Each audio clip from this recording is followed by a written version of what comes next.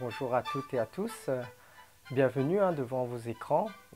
Bienvenue, nous sommes là pour partager un moment spirituel autour de la parole de Dieu. Et je crois de tout mon cœur que si tu t'es connecté sur ce site, si tu as cherché à avoir accès à cette page, c'est que tu es à la recherche des choses de Dieu. Et donc la parole de Dieu nous dit, celui qui cherche, il trouve. En tout cas, c'est cette parole que nous voulons partager ce matin avec toi. Toi qui es derrière ton écran, que Dieu te bénisse abondamment au travers de sa parole et que le nom de Jésus soit béni. Donc je t'invite à faire une lecture avec moi dans la Bible. Si tu n'as pas la Bible papier, tu peux télécharger une application sur tes smartphones, tes écrans et relire tranquillement les références qui seront citées. Donc le passage que j'aurais aimé partager avec toi ce matin, c'est dans le livre des Psaumes au chapitre 18, au verset 1er. C'est le roi David qui parle, qui fera ce psaume, ce poème, ce chant, et qui dira au chef des chantres, du serviteur de l'Éternel, de David, qui adressa à l'Éternel les paroles de ce cantique, de ce chant, lorsque l'Éternel l'eut délivré de la main de tous ses ennemis, et de la main de Saül, il dit « Je t'aime, ô Éternel, ma force. Éternel, mon rocher, ma forteresse, mon libérateur, mon Dieu, mon rocher où je trouve un abri, mon bouclier, la force qui me sauve, ma haute retraite. Je m'écrie, dira-t-il, loué soit l'Éternel, et je suis délivré de mes ennemis. Les liens de la mort m'avaient environné, et les torrents de la destruction m'avaient épouvanté, les liens du sépulcre m'avaient entouré, les filets de la mort m'avaient surpris. Dans ma détresse, dira-t-il, j'ai invoqué l'Éternel. J'ai crié à mon Dieu, et de son palais il a entendu ma voix, et mon cri est parvenu devant lui à ses oreilles. Et il dira au verset 16, un peu plus loin, ensuite, il, c'est-à-dire l'Éternel, Dieu, étendit sa main d'en haut, il me saisit et me retira des grandes eaux, il me délivra de mon adversaire puissant et de mes ennemis qui étaient plus forts que moi. Amen. Et ici, David proclame de tout son cœur, de toute son âme, de toute sa force. Et il confesse publiquement, il crie haut et fort une réalité pour lui dans son cœur, c'est que Dieu est pour lui un refuge, un abri, une forteresse et un bouclier. Alléluia. Et Dieu est bel et bien ce refuge et ce bouclier pour celui et celle qui veut se réfugier en lui, qui veut mettre en lui sa confiance et sa foi et se mettre librement sous sa sainte protection. L'Éternel est pour chacun d'entre nous et il veut être pour toi également un refuge et un bouclier. Les références bibliques ne manquent pas et qui vont dans le même sens. Le prophète Jérémie lui aussi proclamera « Dieu est pour moi un refuge, un bouclier et une haute retraite ». Et le psaume 91 au verset 2 nous dit le psalmiste dira « Je dis à l'Éternel, mon refuge et ma forteresse, mon Dieu, en qui je me confie. Alléluia. » Alors oui, Dieu peut être un refuge pour toi également, pour moi, mais un refuge contre quoi? Eh bien, tous les traits enflammés du malin, nous dit la parole de Dieu. Il peut être un bouclier, un rempart à toutes sortes de difficultés de nos vies, que ce soit la maladie, que ce soit le deuil, que ce soit le chagrin, que ce soit la tristesse, que ce soit nos émotions, que ce soit nos peurs, que ce soit nos craintes, que ce soit les tempêtes de la vie. Dieu a calmé, Jésus a calmé une tempête. Il a calmé une tempête, il a menacé la tempête, il a menacé des vents, et la tempête s'est tue, nous dit la parole de Dieu. Et Dieu veut être pour nous un refuge face à la dépression, face au stress, face aux difficultés de la vie, tout simplement, aux problèmes, qui n'a pas de problème.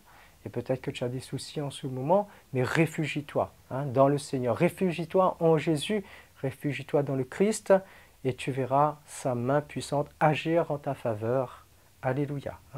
Lorsque les choses nous assaillent, lorsque les ennemis nous oppressent, lorsqu'on a tellement de difficultés, qui semblent tellement hautes, tellement nombreuses, parfois on passe des moments dans la vie, on se sent tellement petit, démuni, et ces problèmes, ces difficultés nous paraissent comme des montagnes, des géants, hein, qui sont beaucoup plus forts, beaucoup plus puissants que nous, qui sont là comme pour nous oppresser, pour nous détruire même des fois. Mais face à ces difficultés, à ces ennemis, hein, qui se dressent devant nous, le Seigneur veut être pour nous un refuge et un bouclier. Hein. Je ne sais pas quel problème tu passes en ce moment. Hein, comme j'ai dit, peut-être la maladie, peut-être des difficultés personnelles, mais réfugie-toi dans le Seigneur. Hein. Ce n'est pas que le problème ne sera plus là.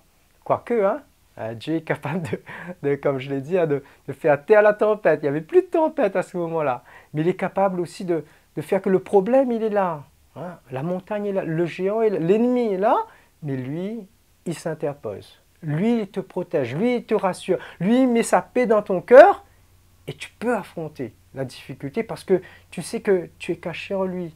Tu es à l'abri de ses ailes et que, vu qu'il s'interpose entre toi, hein, et la difficulté, tu es rassuré, hein, et tu sais qu'il est ton appui et ta force. David, lui, il était poursuivi, hein, par des ennemis, des vrais ennemis, hein, c'était une armée entière qui le poursuivait, hein, sous les ordres du roi Saül. C'était ses propres frères d'armes, hein, qui s'étaient retournés contre lui. Autrefois, il combattait auprès de ces hommes, mais voilà qu'ils en veulent à sa vie. Hein, donc il est dans l'incompréhension aussi. Hein.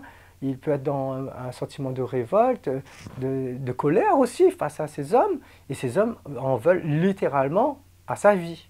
Et peut-être que c'est aussi le cas. Peut-être qu'il y a des personnes qui t'en veulent physiquement, hein, mais réfugie-toi dans le Seigneur. David, lui, il va fuir. Hein, il va fuir ces hommes méchants, il va fuir dans les déserts, il va fuir dans les grottes, dans les cavernes, il va fuir dans les montagnes. Hein, il va se cacher dans ces lieux déserts, mais c'est surtout dans le Seigneur, hein, dans son Dieu qu'il va se cacher. Il va dire loin de lui, hein, la pensée de se faire justice lui-même, parce qu'il aurait eu l'occasion de prendre les armes aussi, hein, d'essayer de se défendre par ses propres forces, parce que c'était un guerrier, c'était un héros, David, hein, il avait tué Goliath, il avait tué le lion, il avait tué l'oiseau, mais non, il va se cacher, c'est-à-dire se confier entièrement dans la justice de Dieu. Et c'est ça, se cacher dans le Seigneur, c'est lui faire entièrement confiance et lui dire, Seigneur, c'est toi qui agira en ma faveur. Amen. Alors il va se cacher, hein, il va se réfugier dans le Seigneur. Et mon ami, mon frère, ma soeur, toi qui peut-être connais le Seigneur, continue à te confier en Dieu. Si ce n'est pas le cas, réfugie-toi en lui, hein, face à tes problèmes.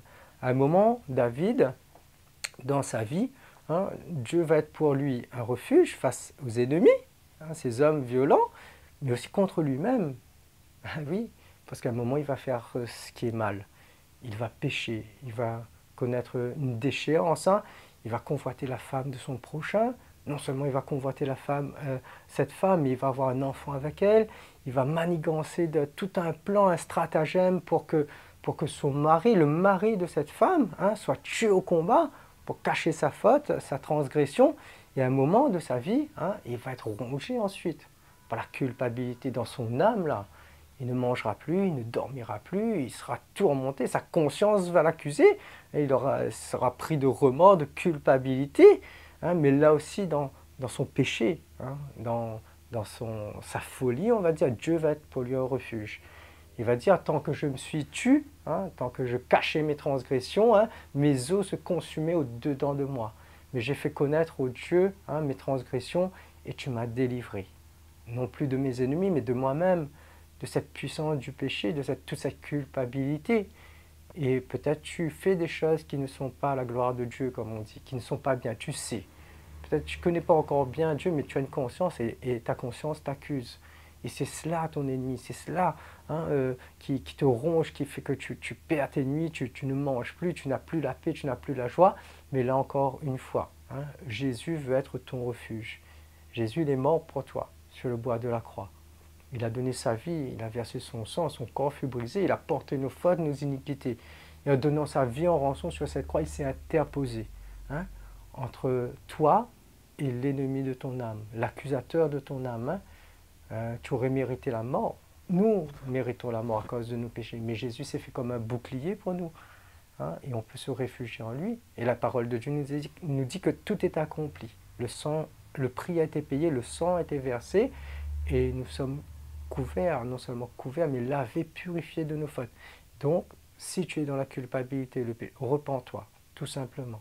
Crois dans le Seigneur Jésus, crois dans cette croix où Jésus fut meurtri pour toi, et dis Seigneur, pardonne-moi de tout mon cœur et de toute mon âme. Et si tu le fais de façon vraie et sincère, tu seras à l'abri du Très-Haut. Tu seras sous ses ailes, tu seras sous son refuge, et tu seras protégé. Aussi également de cette puissance de péché qui nuit à ton âme. Et tu pourras entrer dans une vie nouvelle. Tu pourras prendre des résolutions. Tu demanderas à Dieu la force de ne plus pécher, de faire ce qui est bien. Tu ne seras pas parfait, mais Dieu sera ton bouclier, ton refuge. Il sera là pour te guider et te garder. Donc David, il s'est réfugié en Dieu. Et Dieu l'a délivré. Dieu veut être pour nous un refuge, mais il veut être pour toi un refuge. Mais c'est à nous de nous réfugier en lui. C'est à nous de rechercher sa face. C'est à nous de chercher sa protection. Parce que si on prend l'image d'un bouclier, si Dieu est pour nous un bouclier, il faut se tenir derrière le bouclier pour être protégé. Et le bouclier peut être puissant, il peut être infranchissable, incassable, inébranlable, il peut arrêter toute forme d'attaque, mais c'est à nous de prendre ce bouclier, nous saisir de ce bouclier, de nous tenir derrière ce bouclier et de rester caché, de rester protégé. Sinon, voilà, tu seras exposé. En tout cas, saisis-toi par la foi de cette promesse de Dieu. Il ne faut pas être à côté de Dieu. Il ne faut pas être à côté de ce refuge, en dehors du refuge, à côté du bouclier, sinon tu seras exposé. Le psaume 91 nous dit que c'est celui qui demeure à l'abri du Très-Haut. C'est celui qui se confie, qui est caché dans le Seigneur. C'est celui-là qui repose à l'ombre du Tout-Puissant. Donc, je te conseille et je t'encourage à rechercher la face de Dieu et de rechercher sa protection. Alors, très simplement, comment chercher sa protection? En croyant, premièrement, en ayant la foi, en mettant ta confiance dans le Seigneur et pas ailleurs. Jésus, c'est le Christ, c'est le chemin, la vérité et la vie. Je ne sais pas en quoi tu mets ta protection, je ne sais pas où est-ce que tu cherches du secours. Parfois on cherche, on tâtonne à gauche, à droite, on est prêt à frapper à toutes les portes, mais réfugie-toi en Jésus et en Jésus seul, et tu verras sa gloire. Mets ta foi en Jésus, et il te bénira, parce que Jésus, il est mort pour toi. Comment venir sous la protection de Dieu? En croyant, en ayant foi, en mettant notre confiance en lui, mais aussi en priant, en faisant connaître, en criant à Dieu. Ce verset nous dit, lorsqu'un malheureux crie, l'Éternel l'entend et le délivre de ses détresses. Alors crie à Dieu, c'est-à-dire prie, fais-lui confiance, fais-lui connaître tes besoins. Crie s'il faut avec ta bouche, mais crie surtout dans ton cœur, dans ton âme, dis Seigneur, j'ai besoin de toi. Seigneur, viens dans ma vie, viens me garder et me protéger.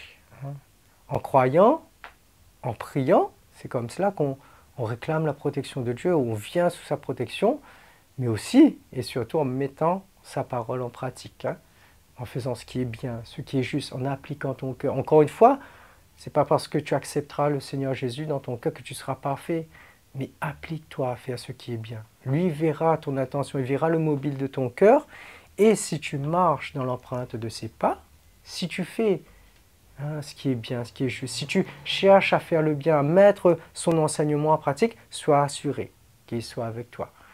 C'est se bercer d'illusions, c'est se mentir à soi-même, de penser que Dieu est avec nous, qu'il nous garde et nous protège, si on ne met pas la parole de Dieu à pratique. Le bouclier est là, mais moi je marche à côté du bouclier. Ah non, Jésus a dit, je suis le chemin, la vérité et la vie. Donc si tu veux demeurer sous la protection de Dieu, il faut que tu marches dans ses voies. C'est se leurrer, c'est se mentir à soi-même, de penser que tu fais le mal dans la vie, tu dis n'importe quoi, tu penses n'importe quoi, tu mens, tu voles, et je suis sous la protection de Dieu. Non, non, non, non. Non, parce que tu es encore dans le péché, et le péché met une séparation entre toi et ton Dieu.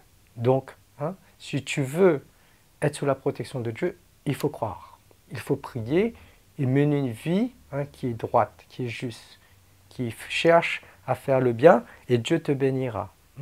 Il faut venir sous la protection de Dieu, pour conclure, mais il faut aussi y rester et demeurer hein, c'est celui qui demeure, donc qui reste sous l'abri du Très-Haut, qui repose à l'ombre du Tout-Puissant. Il faut savoir revenir à lui aussi. Si toi qui entends ce message, tu t'es éloigné de Dieu, si peut-être dans ton enfance tu as entendu parler de cette bonne nouvelle de l'Évangile, tu t'es éloigné, tu t'es égaré, tu as fait tes expériences, et maintenant, ben reviens sous cette protection. Toi qui passes par des moments difficiles, il faut savoir y revenir, y demeurer constamment. Y demeurer constamment, parce qu'on ne sait pas. On ne sait pas quand est-ce que l'ennemi peut frapper. David dira dans le psaume 59, « Tu es pour moi une haute retraite, un refuge au jour de ma détresse. » Oui, mais c'est quel jour ça? Quand est-ce que la détresse va s'abattre sur ta vie? Quand est-ce que la maladie va s'abattre sur ta vie? Quand est-ce que les problèmes vont arriver? Tu ne sais pas. La Bible nous dit, on ne sait ni le jour ni l'heure. Mais là, lorsque la Bible dit ça, il parle du retour de Jésus. Mais aussi, on ne sait pas ni l'heure, ni le jour quand est-ce qu'il va avoir un accident, quand est-ce qu'il va avoir une maladie, un drame. On ne sait pas, parce que tu n'es pas maître de ton destin. C'est aujourd'hui, le jour du salut. Et moi, je te conseille d'accepter le Christ, de croire en lui et de demeurer dans la foi.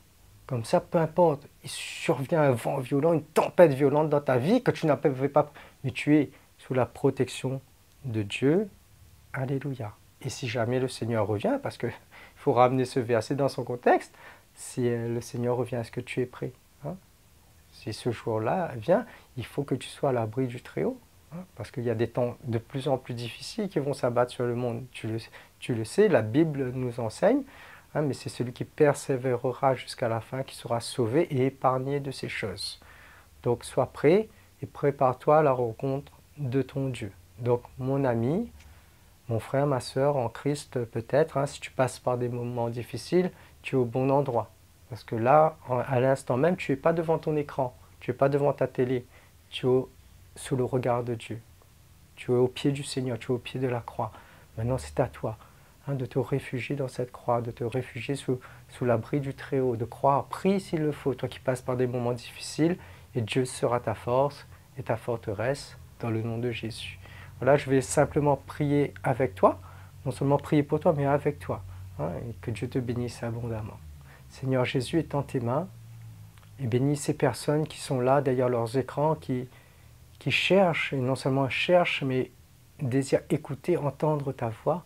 Bénis-les, Seigneur, et que ta parole puisse leur faire du bien, les encourager. Montre-leur qu'ils ne sont pas seuls chez eux en cet instant. Ils ne sont pas seuls dans leurs difficultés, dans leurs problèmes, mais que tu désires être avec eux chaque jour de leur vie et être pour eux une forteresse, un refuge et un bouclier. Alors étends tes mains, bénis-les, qui mettent leur foi en toi et leur espérance. Tu entendras leurs cris, leurs prières, Seigneur Jésus, et tu sauras agir au temps marqué. Fais-leur du bien, mets ta paix dans leur cœur, rassure-les par ta présence, et que ton nom seul soit glorifié dans le nom de Jésus.